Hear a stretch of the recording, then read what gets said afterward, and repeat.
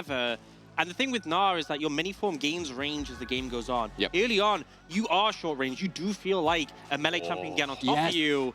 And if JDG really want to play through that top lane, I wouldn't surprise to see Kanavi bring it out, but it looks like he might go more stuck and standard. Oh, we've been baited a couple of times now, I guess. We're just going to have to wait and see. Kanavi, the man of wonders in the jungle, plays so many different things. And we saw a brief bit of this, but now the Pantheon in the grand final is just a blitz. I'm excited for this because JDG now, I mean, are leaning into a lot of early power, right? Yeah. Both Pantheon and Renekton are going to struggle to find an impact if they don't get ahead, but also a ton of pick potential coming out between Ahri and Pantheon. Maybe not the same as Vi, but still being able to cover a lot of distance with your ulti. Then Yagao being able to follow up with a Spirit Rush could set up to be able to find those picks, get on top of JackeyLove, and take him out very quickly. Yeah, but I do want to see them use that early momentum, these picks are forward, because if you run into someone and both 369 and Kanavi are there, the double point-and-click CC is so hard to deal with, especially with a Charm to follow. But as we get later in the game, you know, Wayward and Shen will be tanky. Knight has the ult, and we have a Renata as well, so a single target CC may not always pay off later in the game. And I'll hand this to you, Lyric. What has been the decider in this series so far? What has JDG and Top Esports told us? That the early game, at the very least, even with Top Esports taking it the majority of the time, hasn't mattered that much. And for JDG to play early game goes back to what we knew of them in the rest of the playoffs. No, and I feel like scaling, like, sure, you can look at like damage on paper and say who wins out. And like this series has been very close because when team comps fight out different ways, there's always opportunities. I think this is one of the most like clear distinctions of like, if this goes late, I expect Top Esports should just outright be able to take this. Yeah, I expect them to be able to pull out ahead in that. And there's still, the Sivir Lulu is kind of the insurance, but you still want your Renekton, your Pantheon, your Ahri to have snowballed to be ahead, and then the Sivir just means you have a bit more time to work with. It's all about breaking the script away. Now, we don't know who writes it. We don't know who sets it up. But for JDG, if they can win here on match point in the grand finals, they would be breaking the short history that we have between these two teams. Top Esports, JDG, has always gone to a Game 5 grand final when these two met. In 2020, or to quote Munchables on this, 2020 Part 2 that we're now in, always delivers a Game 5. But for JDG, not only to break that script, but to go further and lock in first seed at Worlds for the first time ever, relies on that early game you guys talk about here, and for JDG to step up beyond limit. Yeah, but Kanavi on the Pantheon. Yeah. As we said, when the pool gets pinched, he brings out some of these curveballs, but also a pick with so much agency. We saw how he played the Vi last game. Honestly, kind of akin to how you expect a Pantheon to play, just all aggression all the time. God, man, Wayward just starts. Oh, there we go. All right. Spamming the laugh, the emote as well. There's been a bit of damage, as you guys were saying before. It's not that that bro off, you know, looking at each other. No one's going to violate the That was truth. the long play, right? Yeah. A whole season of not hitting each other when they're just standing off against each other in top lane. Yeah. And in the grand finals, you get a little bit of harass that makes all the difference. And I love now that, you know, Wayward in the first couple of games, Orcs, we didn't get the emote. Like, it looked like a little bit of nerves, right? And game 2 and 3 as well. But Wayward seems to have calmed down a little bit. We saw that insane play in game 2 as well on the Gnar. And as we run back in, you know, Wayward here on the Gnar. Lyric, I know you had some concerns here in the matchup in the top side, considering that 369 on one of his most played champions. It's so interesting too, right? Because this used to be a matchup where you thought of it as in the isolated 1v1, Gnar does well. Renekton wants to link up with jungle, you have the setup, you do better in 2v2s than mini Gnar is able to offer. But then once we got things like the durability patch coming through, and then once Gnar himself also specifically took some small nerfs, that's where we've seen, at least in LPL, Renekton is typically able to get ahead, even if you're going to get like traded out like this with the tethering that Gnar can be able to do, the all-in can suffice and match the damage that Gnar is able to put up. Yeah, I feel like especially... Oh, go for a heavy engage. A little bit early. Yeah. That's a cleanse as well. JackeyLove getting poked out as Mark is now facing up against Hope, but Top Esports still looking a little bit cocky, but JackeyLove shouldn't be heal. Flash away cleanse. Oh my God. What is this? Hope and JackeyLove. You know what? That AD carry battle, again, Hope steps up. It's crazy to me as well, because when we saw this matchup last time, it was Top Esports bot lane coming out ahead in the 2v2, but it's Hope and missing this time around. Able to get the best. Ox said it earlier, JackeyLove said to Hope, if you can get past me, you are the best AD carry. And at least at the start of this game, he does it. Oh, but Yagao might be in some trouble. A Glacial Path, a great pillar as well. Yagao still has the flash available as Kanavi's now coming in the Pantheon with the 3-hit strike. It heads into the shield. and Tien unable to follow up anymore. So Yagao holds onto the summoner, and Kanavi here in the nick of time. I love just the patience from Yagao. Doesn't burn the cleanse. I feel like a lot of mid laners would have just burn it on instinct there to get away from the damage, but trust in his jungler. Trust that you want to keep that summoner up, which is so important, especially when the Lissandra does hit that level 6 point. We'll see the replay of the bot lane. And Mark just going super aggressive here. But the level 2 hits as he flashes in. The turnaround comes in. And this is the thing, right? Renata has long cooldowns early in the game. In the laning phase, the Lulu is the one who gets the rotation up sooner. You can see here the flash in. And Mark has nothing to assist his AD carry with. And Hope picked up the kill as well. Noon Quiver now in inventory. Huge. And I mean, they also picked up a plate on top of that. So having that nice gold acceleration. As JDG, you already expected to be able to win out in the top side. You have a very potent mid-jungle 2v2. Like, if you're able to connect either of those CCs, like, a kill will just come through. Top Esports now trying to find a response. And there's a stun there as well. Wayward has it locked down into the 1v2. 369 with the flash available. Look, Kanavi's here to help again, but it's too late. Not going to burn the summoner, and 369 is punished. Nice job coming out from TES to be able to punish up in that top side. We know 369 was going to be looking to push that advantage forward. And even look at where Kanavi is on the minimap. Like, he was on his way up to find an impact in top lane, but Top Esports were faster. And that's the thing. This is how you have to play the matchup as a Renekton. You can't just sit back, otherwise the Gnar will just harass you down. You have to be willing to dash in to find favor in the trade. So Tien with a great lead and a much needed advantage for Top Esports. I feel like the fact that bot lane has already started rough, you really want to make sure the top lane doesn't get ahead. Remember, the bot lane for JDG was just supposed to be the insurance for the late game. Yeah. If this Pantheon Renekton gets ahead as well, it could be devastating. And you can see that Top Esports know this advantage. They can see Hope and Missing building up a wave. Oh, the timing. Here. Remember, they used the summoners before as well, and Tien, all he needs is a pillar, and you're right. Night coming down. Everyone wants to be part of the party, and Hope not getting a moment to breathe with Night picking his pillar. And it's really nice, right? We can see Tien making use of the tempo advantage he has, goes up towards top, gets that play, gets the reset down. Kanavi had just made his way up to top, so it gives you this window where you can look for this play bot. Sadly, Hope and Missing, they'd stacked a wave, I think wanting to get a bit of vision for themselves and just getting punished in the key moment coming through. I do think for JDG, though, we're looking more at level 6 for like when the Pantheon comes online before you really expect this comp to explode onto the scene. But we still said we wanted to see them finding that early advantage. Yeah, and I feel like any moment like this will set it back, right? The fact as well, Knight has that extra kill. He's now just got his ult available. If you start to opt in some of those skirmishes and you don't win them quickly, like the power of the Lissandra can be so potent. Trundle and extended skirmish is super strong as well. And if you start to get a kill, those frozen thralls come in. You have the reset mechanic of the Renata if Mark can make his way up. So I feel like JDG still in a fine position, but definitely once that 6 is hit, want to be the ones setting the pace. And actually, if you look, Kanavi was behind on the plays, but has built up a farm lead. He now has that ult available. If you start to make a play happen, he will be there. And I like that he's changing plans from what we've seen JDG typically do, playing more down towards your bot side. Be flexible. The fact that your bot lane won on their own, and it looks like Hysterics, they're looking to set up one of these plays. Top Esports do have full health bars. Responding. But Top Esports, Knight does have his ulti available as well. Glacial Path taking him just too early. He's stunned up with the Mortal Will passive coming in red hot.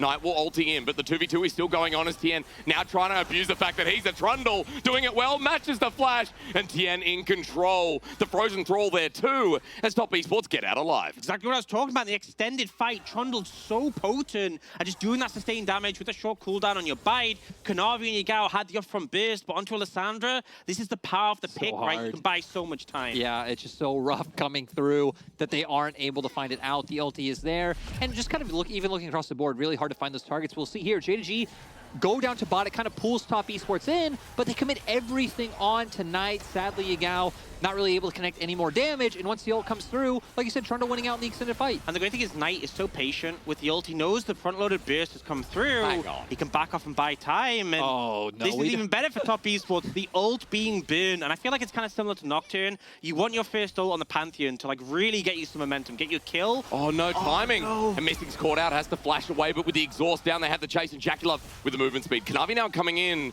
and the Mortal Will being fully stacked pushes away Tien, but just a pick with great timing from Top Esports. Right, and we saw, like, the one thing that the Kanavi ultimate did get was he got marked to Flash. But now, Flash reciprocated on the opposite side, coming out from Missing. So even the little that play was able to get ends up being nothing. Wayward's doing fine on the top side ever since that early gank came through, and just across the board, I think Top Esports have done a really solid job. Even look at Jackie Love's CS lead. Like, across the board, we said, hey, this team's going to outscale. Yep. They're already off to a phenomenal lead. A 1K gold lead, pretty significant. And on that note, Orcs, I wanted to ask you a little bit about transitioning to neutrals now, with both bottom lanes backing and seemingly heading top. Well, I feel like, Tian, on the Trundle, you're so strong on neutrals, because not only do you have good single target damage, but also when the neutral dies, you heal for a percentage of its HP. So compared to other junglers, where starting the neutral can leave you low, as long as you finish it, you should be in a comfortable spot. You can see already Top Esports have moved their members over there. If they can secure this Herald, it really puts JDG in a bad spot. Kanavi jumping in. There's a handshake that kicks it off. There's the tomb down as well, taking a lot of damage, but Knight only just gets out. The end of the claw, while Top Esports use that distraction to get the Herald. Yeah, they get the Herald. They don't allow JDG to get anything mid lane, so it just feels like Top Esports are really edging ahead on every encounter here. Yeah, and it was one of those things where I can understand how JDG wants to try to force their win and find that fight because of how we set up them wanting to find the lead. Yep. But with no ultimate on Kanavi, I think it makes it really hard to just go straight into Herald. So you need to try and find that pick mid first. Sadly, just not being able to connect. And now for Top Esports, I mean, we've already seen TN doing a great job of finding early pressure. We don't even have that pressure on Top Esports as a whole to make these plays possible. When you have a pillar, when you have Knight, who just has so many tools to lock you down, I think for Top Esports, you can just keep looking at a similar play pattern, right? We can see him pathing down now already. You could potentially look mid if you want to try and burn an ulti or a cleanse, or you can just start heading straight back towards the bottom lane and looking to punish Hope and Missing. For me, I feel like Missing being no flash, that makes me think that it's the logical option. Yeah. You can see Knight has priority mid, so you can make a lean down.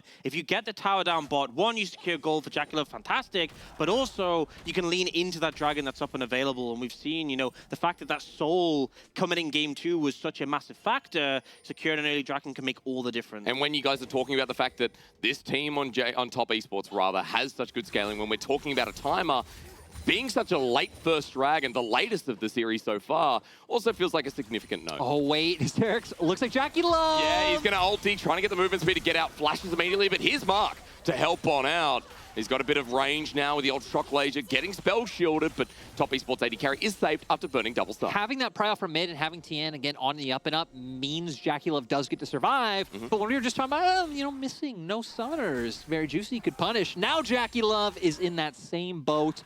Will be a bit harder, but Kanavi's ult back on the board. So if they do look into pushing a wave and bot, he could just be setting himself up to be punished. Yeah, and I feel like the thing was they really felt in control. They had mid prio, TM was on the dragon, they had the wave prio bot.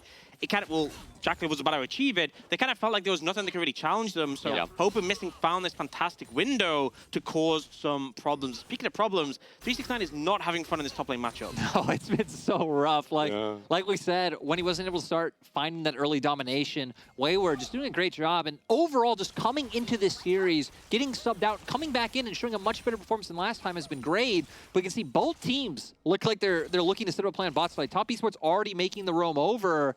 I wonder if they find Kanavi. That ward going to do a lot as well. Glacial Path would seal it, but Knight's not going to take it. And Hope just getting zoned off the turret with quick movement from TES.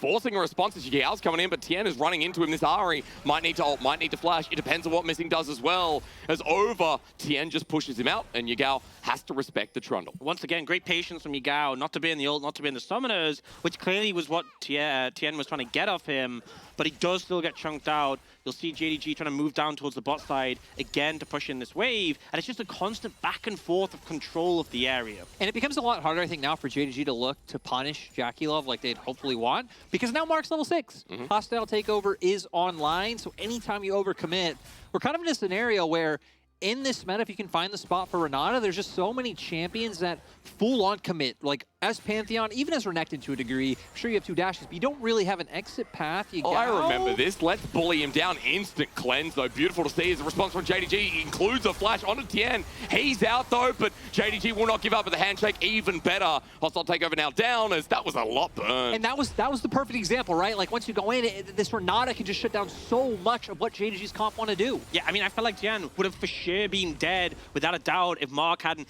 hit that Hostile Takeover and then also had the handshake to buy even more time. And look, Kanavi, flash bin, 369 flash bin. A lot was committed there, and they weren't rewarded. And now I'm starting to see why this team was banning Renata against Mark. Starting to see the respect that was given over in the semi-finals.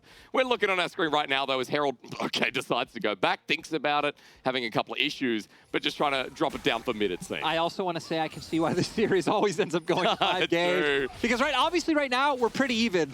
But I still feel like Top Esports, with the drafts we've ended up with, are in a much better spot.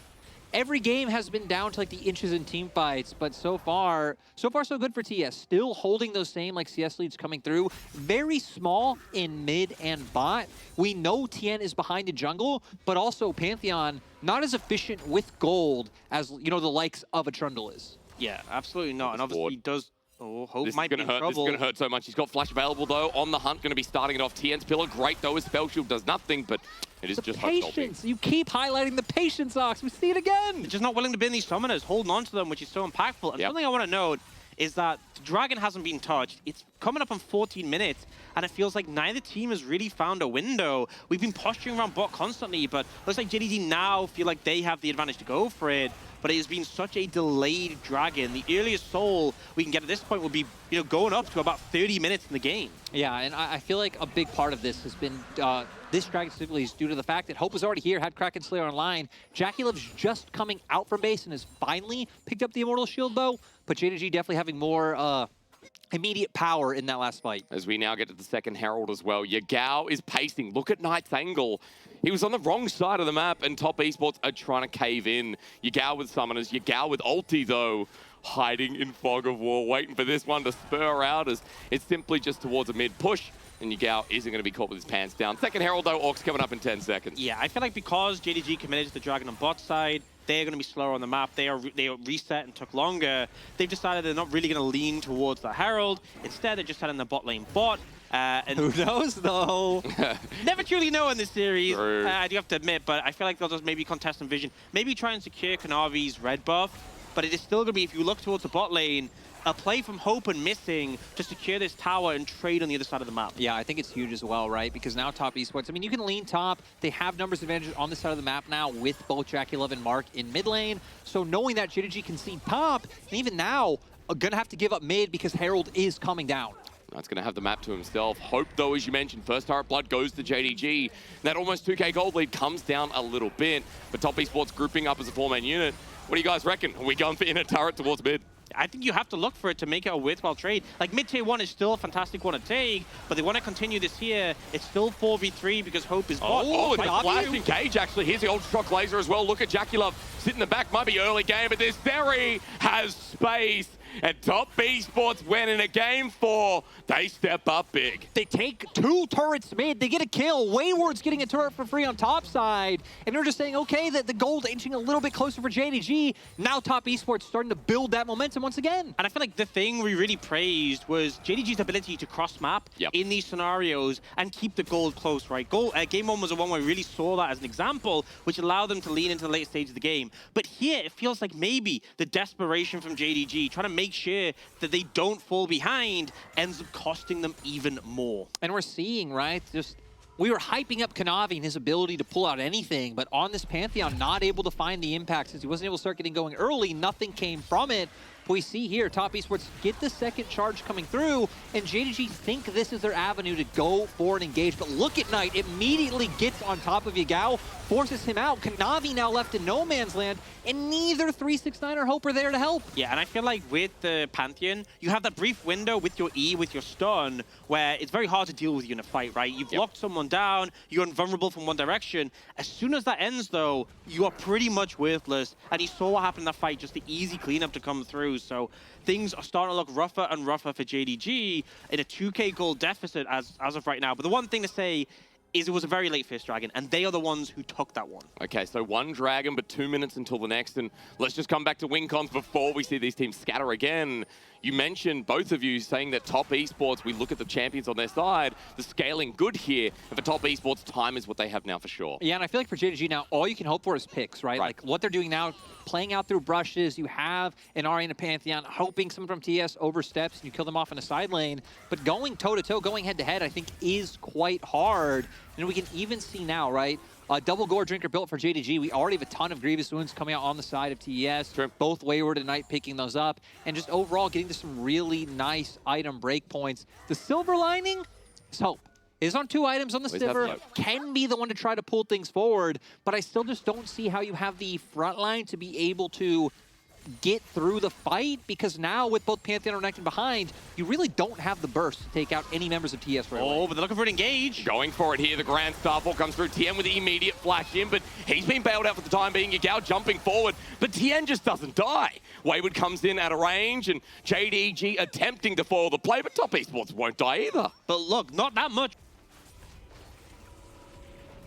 Off cooldown soon. The major thing is the summoners, right? We have about 40 seconds until those dragons. A lot of those ults that JDG burn will come back. But flash down for Knight, flash down for Tien, flash down for Mark, all going to be unavailable for the next dragon fight. It's going to be very rough coming out for them. So maybe a chance that JDG can use that to punish. And now using this opportunity where, hey, we were able to find this, have 369 get some gold on the opposite side of the map.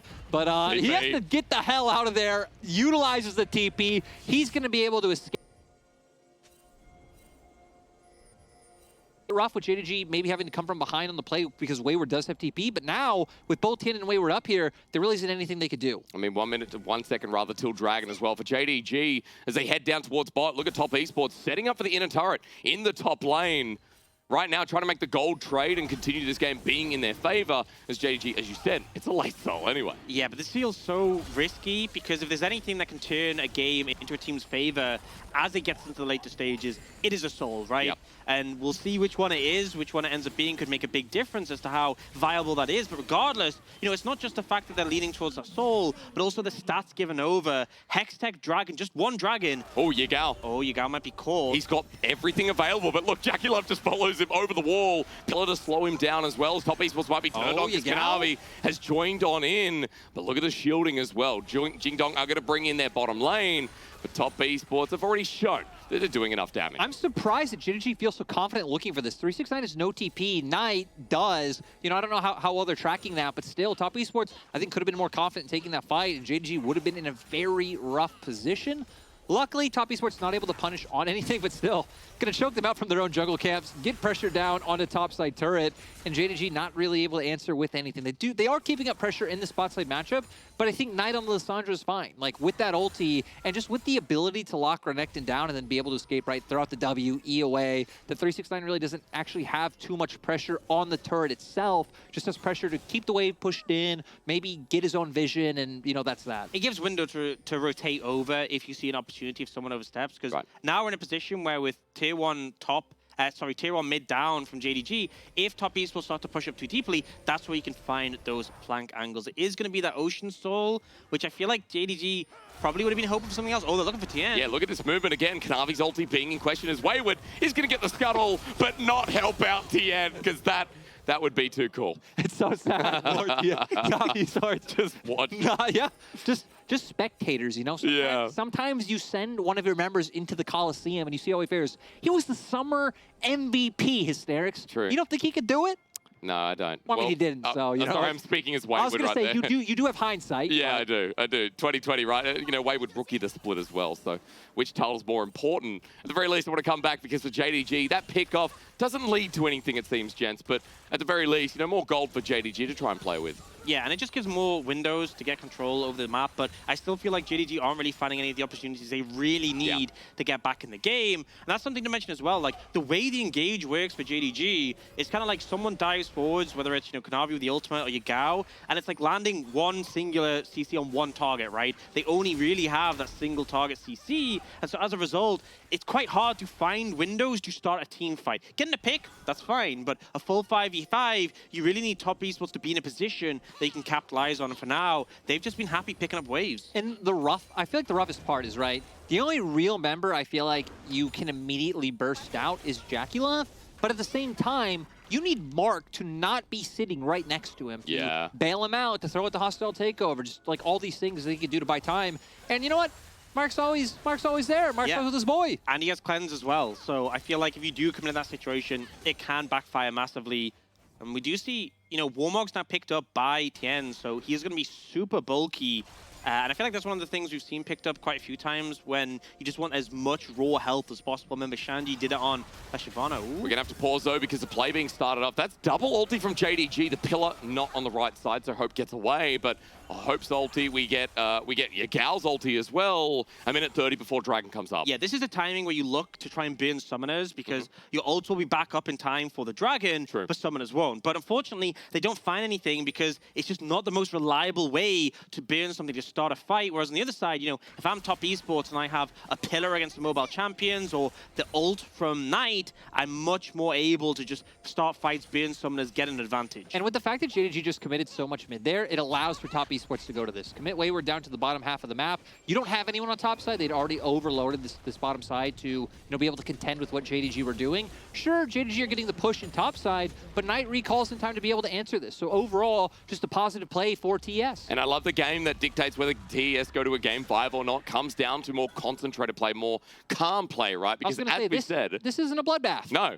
We saw this, well, I was going to say, you know, we get to that point, and the last game was a little bit slow to kick off, but then when it did, we went down the water slide 5 times. I feel like that's something as the top esports have really pushed in a lot of areas to try and find something. Hey, let's try and burn a summoner of Yagal or Hope, and JDG being kind of resilient in maintaining their summoners, and I think one of the big things with these teams is once they burn a summoner, they will make you really feel it. They will constantly again and again re-gank, re-pressure, and because that hasn't happened, it has been slower despite the attempts, but now 15 seconds on Dragon, both teams are posturing. Yeah, JDG are trying to use this window to fish. If Yagal can find a charm like he did last time around, right, that could be the difference maker. Draculov has been known to walk forward very aggressively, but look at where Knight is on the minimap. He's trying to find an angle to come in on the flank, and he knows Hope, the member he has to punish. In a high-pressure situation, can Knight do it? Can I be blocking the damage? As Knight now not in the best? As JDG move down to River for top esports, they have to walk in now. It's kind of risky for Knight because he's used his sweeper, he's used his control ward. He knows he's not on vision now, but he doesn't know how much vision he'll walk through next, and he finds 369. He does, locks him down, Wayward into Meganar as well, so 369 has to pay respect. But 5 members down front of this Dragon trying to stop JDG from getting the third. Hope and Kanavi repositioning, kiting back. The engage there from Knight on 369. But top esports get the Dragon. Now for JDG jumping in for the fight. Yagao and that pick potential. They're trying, but Knight right now as he flashes away the glacial path, he's out, he's over the wall. Hope will get Mark on the back end though, and they eventually follow up. But top esports, hang on, you're on a ward, Wayward, as Kanavi tries to follow him up, but JDG do get some kills. And I mean, Baron's up if JDG want to look for it. Also mid lane. Oh my god, Yagao. That's just again, the Ari pick for this man has to be respected as TP comes in. Hawks, I hate that you're right. But they're just buying time now. Wayward has to recall before he TP's back in. And with Mark dead, do they even have a ward for him to TP too? It's feeling really desperate, but Tian knows he has to try and contest this. And look at Yagao, might not have enough mana on the backside, but still there, threatened out as Tian is running forward. The pillar to slow them all down, as you mentioned TP. Wayward has come through mid, and Knight's up in 5. I feel like it's a nice thing for the side of JDG, like surprising that they never feel too desperate. They never, you know, in this moment we could be like, okay, it has been a struggle. They do have this Zeri who's, again, kind of slowly coming online. We need to go for it. Hope on the opposite side, though, just picked up his Infinity Edge. Now going to be incredibly strong. Top esports, again, they are a bit beefy, but still not a whole lot of armor or anything coming out just yet. So I think Hope is going to be able to do a lot to these key members. And I think the thing is that LGR really makes a big difference for the 7 cutting through the front line. But your ricochets are still going to really hit on the backline members. And like here's a Dragon here, but yeah, the bounces coming through, I believe, is what actually ended up killing Mark here with the ricochet. Yeah, bounces off here. Like, I mean, I know he's on low health, but even so, to just die outright to the ricochet, really rough. Obviously, didn't expect it, could have moved away from Tian. Double bounce. Yeah, but they lose 2 members there, but at least they got the Dragon. But realistically, Ocean Dragons, the individual power, doesn't mean much, right? The health regen is great in lane. Late in the game, it's not that impactful. Unless top esports can get a full soul, which they are a long way away from, that one Dragon is mostly a denial. As you said, late Dragon heroes, it looks like the Observer's gone full series, right? They're like, hang on, it might be going to a game 5. We've changed overlays. We had some bugs with the Dragon timer. I noticed after that fight, it was showing like 15 seconds till Dragon is up, then 45. I'm like, okay, it's a bit wacky, so gonna have to go with this setup for the time being. I gotta say, though, I would be totally down for Dragon to just spawn endlessly and get constant team fights. A random timer, like you kill Dragon, and it's a completely random timer. What's up next? Oh, it's up in 3 seconds. again.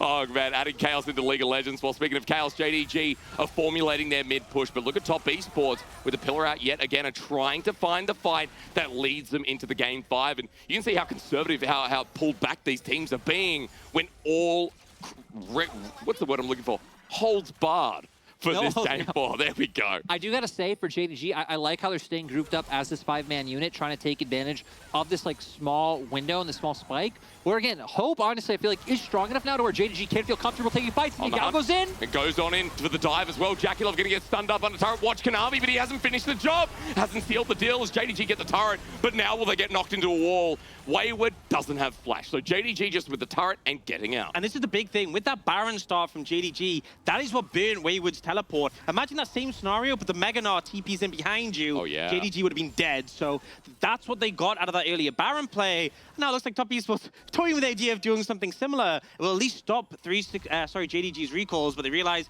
nothing's going to happen, and they will go for the reset. It is now another Dragon in a minute 30 that we're looking towards. And I feel like by that time, JackeyLove should have his Infinity Edge. He actually might even have it right now. He's been sitting on these two components for quite a while. We can see him going for that back, and that has been the continuous power spike we've talked about all series long for when JackeyLove will be able to take over. Now going into Dragon in 1 minute, we're going to look which teams can take control of bot side. Right now, JDG does have some shallow vision there, but with TES having some presence up towards top side, I feel like it's making JDG guess of like, hey, what are Top Esports going to be looking to do? Yeah, I feel like with the 80 carries at this point, they both do like pretty crazy Dragon damage to neutral objectives, like the Baron. So you have to keep somewhat of an eye on that objective, because if you overcommit to the Dragon, neither team is going to get soul off this next Dragon. But if you lose a Baron for it, that could be so costly, especially. You got to remember, Top Esports down 2-1 in this series. JDG will last win. A pick on the night, no. Engage. But yeah, JDG the last ones to win in this matchup and still leading the series now. And JDG doing a great job of not only like controlling mid-wave, but like walking up with presence in enemy jungle as a 5-man unit, which makes it very hard for Knight to be able to find anywhere to wrap around and get a flank angle on, which is what I really like, those wards around the top side river, trying to prevent Knight from being able to wrap around coming from behind like he was trying to before. But Yagal's trying to wrap around the bottom side, almost caught out. Charm does connect though onto Knight, who trying to get the counter flank, the counter play, the counter punch. Knight is going to go golden, or rather invulnerable in the choke, flashes away. Glacial Path out as well as Kanavi jumps on in onto Tien, and the damage against Top Esports is huge as JackeyLove chases down 369. It's Chaos yet again as Wayward hits the one-man ulti, but Kanavi is a bruiser, and JDG now have members to go to Dragon. I think Top Esports are happy with this because Knight can respawn in, TP back in, and bear in mind, hoping his flash on that one. Yagao no ult, that's a big power loss for JDG, and Top Esports feel confident now. Yeah, we're going to see them just go right to the Baron, try and force them in. They aren't starting up, they're just trying to bait JDG and make them think, but now with vision down, we see it started. They have given Yagao enough time to get in here. Wayward nowhere close to Mega, but still a lot of key ults up on the board like Marks. Yagao behind as Knight gets the root down at 5k. Baron stops, they turn for the fight. The lightning crash down from JackeyLove onto 369. He's buying time as Knight now gets away from Kanavi with a hostile takeover. Hits the edge and hits two. Flashing forward, Top Esports can feel it. They can feel the 5-game series again. Hope has done so much so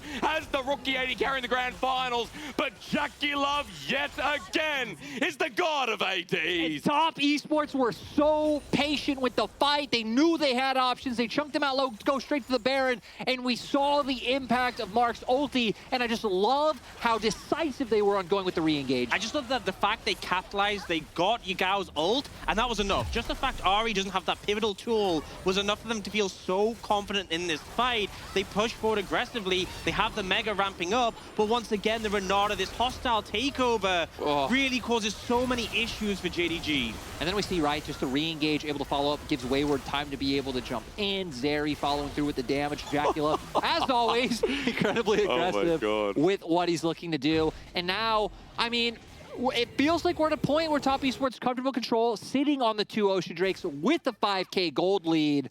But still, it seems like TS are very comfortable to be patient, play this out, and kind of allow members like JackeyLove to be the ones to start taking the reins. One thing I will say, when you have a Sivir, the fact that you have so much wave clear, even with the Baron waves, not the easiest to push against. So I expect Top Esports might need to try and find a pick or burn some summoners or do something more if they want to get full value out of this Baron. And already, JDG doing a fantastic job of like catching these waves early. And every time you do something like this, you're just delaying the Baron time that Top Esports has. So then I want to go a little bit deep into it, Lyric. You know, with the Baron, tell me the ultimate push, the ultimate move for top esports as they now look for setup. I think for TES, you probably just want to look to play out their 2 lanes. Like, they actually have the laners to be able to play all 3, but you risk JDG just overloading 1 lane so heavily. You can put Wayward inside. You can see he's incredibly strong in the 1v1 right now, and just keep pivoting back and forth between mid and bot.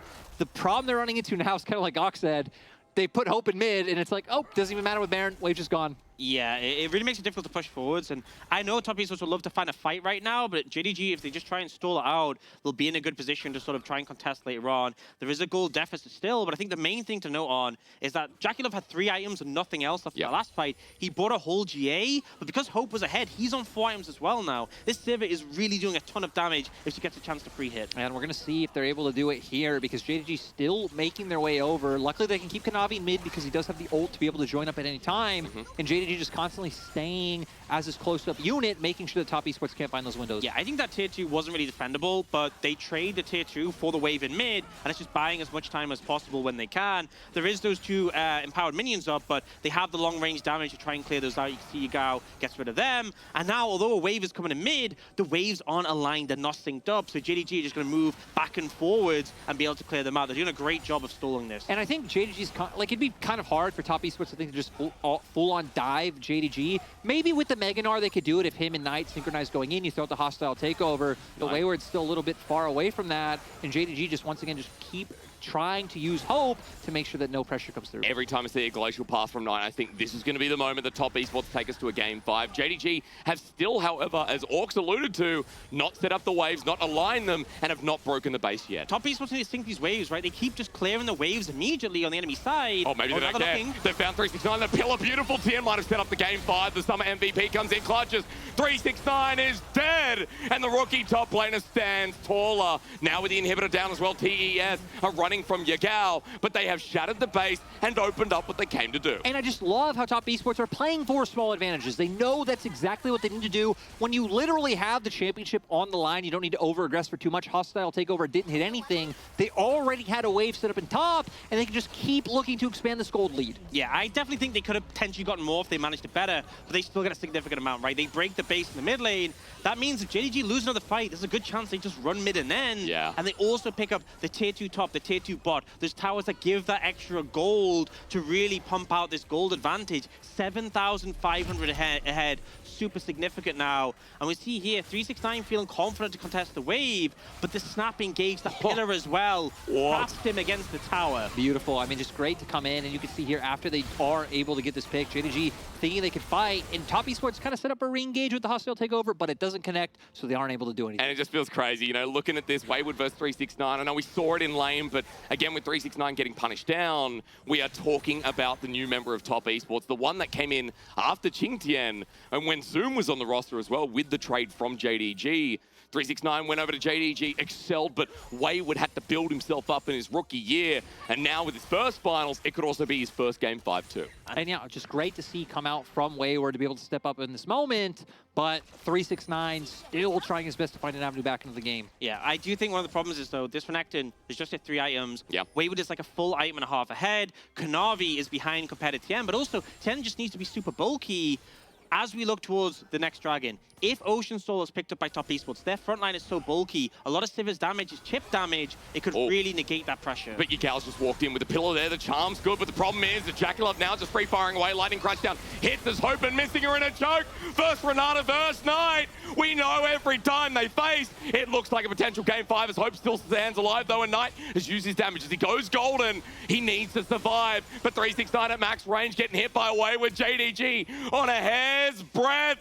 Top esports to the top. It's a summer split final after all. As Wayward runs in, JackeyLove picks up Yagao. Hope flashes over, and top esports write the script themselves. Top esports, I mean, they already have an inhibitor down. They might not have the wave, but they can just look to go cruise in. Oh, he got him. Game. Misting's going to be the last one to die. 369 actually almost taking it away. And as they run through mid, top esports from the brink of despair, from JDG getting to match point, they knew that there had to be a game 5, because when history stares you in the face, you stare it right back and say that you're willing to go the distance, because with death time is here. Is it too early? We've got 15 seconds for you, Gal. We've got 20 here for Hope, but Top Esports again don't care on the next start on Kadavi. That'll be it. Knight survives, and TES will take us to the finisher in our 2022 Summer Grand Final. It couldn't be any other way. Going to a Game 5 once again, Top Esports came out so much stronger in this game. It felt like all the others were so much of a back and forth. It didn't feel like Top Esports really